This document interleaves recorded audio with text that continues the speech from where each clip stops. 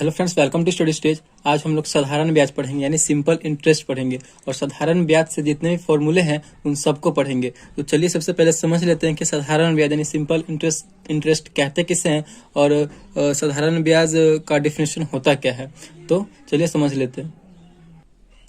तो साधारण ब्याज यानी जब ब्याज की सभी वर्षों में मूलधन पर ही जोड़ा जाता है। जब ब्याज सभी वर्षों में मूलधन पर ही जोड़ा जाता है, यानी कहने का मतलब है कि जब आप किसी को कुछ पैसा देते हैं और उसी पैसे पे ही आप इंटरेस्ट जोड़ते हैं, यानी आप सभी वर्षों में जो है एक समान ही इंटरेस्ट जोड़ते हैं उस पैसे पे, तो वही क्या कहलाता है? तो वही साधारण ब्याज कहलाता है। आई होप आपको ये समझ में आ गया होगा। चलिए अब हम एक क्वेश्चन में ले लेते हैं और क्वेश्चन से सारे फॉर्मूलों को समझते हैं। तो सबसे पहले आप इस क्वेश्चन को समझिए कि 500 रुपये का 4% वार्षिक ब्याज की दर से 2 वर्षों में साधारण ब्याज क्या होगा। यानी क्वेश्चन में बोला जा रहा है कि आपको जो है यहाँ पे मूलधन भी दिया गया है, यानी प्रिंसिपल भी दिया गया है 500 रुपया।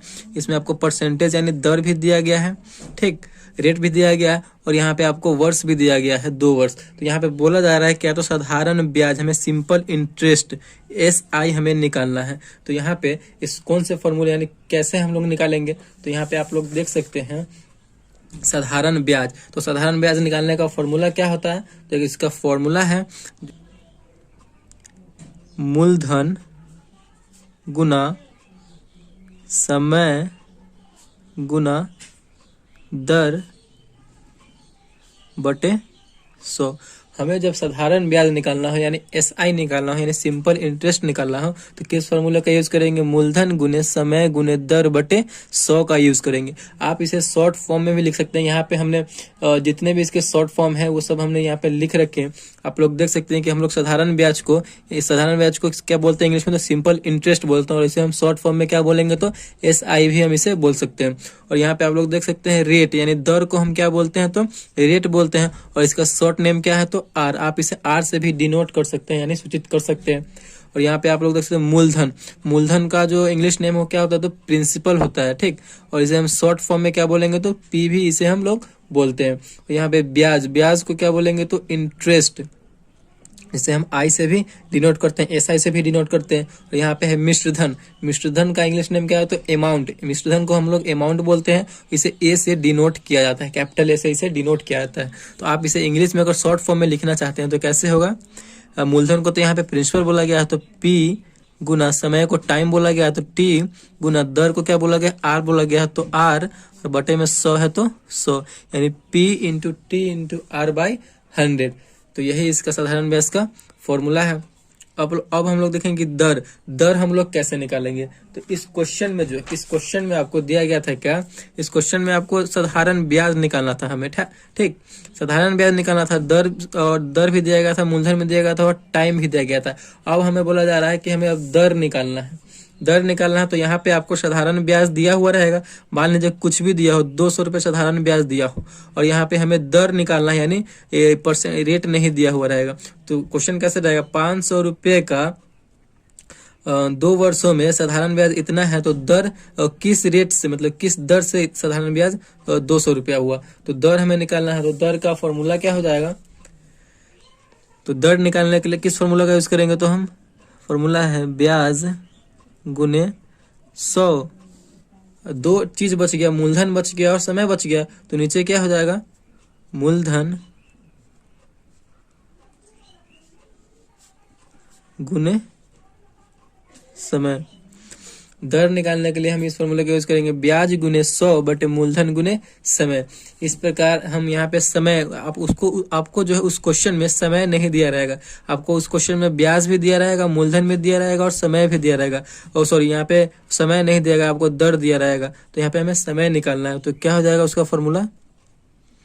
ब्याज गुने 100 बटे मूलधन गुने दर। आई होप आपको ये समझ में आ रहा होगा। समय निकालने के लिए क्या करेंगे? तो मूलधन और दर दिया रहेगा, समय नहीं दिया रहेगा, तो ब्याज भी दिया रहेगा उसमें, तो ब्याज गुने 100 बटे मूलधन गुने दर कर देंगे तो हमारा समय निकल कर चला आएगा। अब यहाँ पे क्या है? मूलधन। अब मूलधन फिर कैसे निकालेंगे? आपको उस क्वेश्चन में ब्याज भी दिया रहेगा, दर भी दिया रहेगा और समय भी दिया रहेगा। तो मूलधन कैसे निकलेगा? तो फिर वही फॉर्मूला है ब्याज गुने 100 बटे समय गुने दर। आपको ये कोई फॉर्मूला लगाना है और हमारा मूलधन निकल कर चला आएगा, ठीक। और यहाँ पे बता रहा है कि मिश्रधन हम कैसे निकालेंगे साधारण ब्याज में। तो मिश्रधन निकालने का मात्र एक आसान सा फॉर्मूला है, मूलधन प्लस ब्याज।